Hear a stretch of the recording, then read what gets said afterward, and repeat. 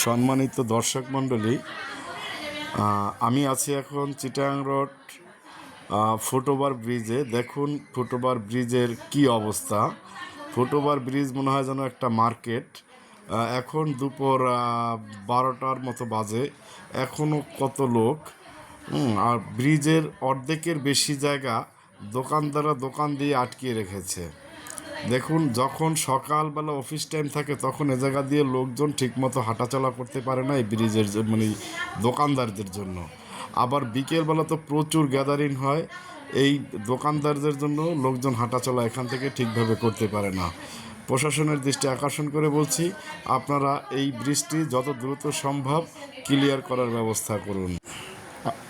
আকর্ষণ করে বলতেছি, আপনারা যদি ব্রিজটা পরিষ্কারের ব্যবস্থা করেন বা অথবা হকারদের উঠিয়ে দেওয়ার ব্যবস্থা করেন, তাহলে এখানকার জনগণ শান্তিতে হাঁটতে পারবে।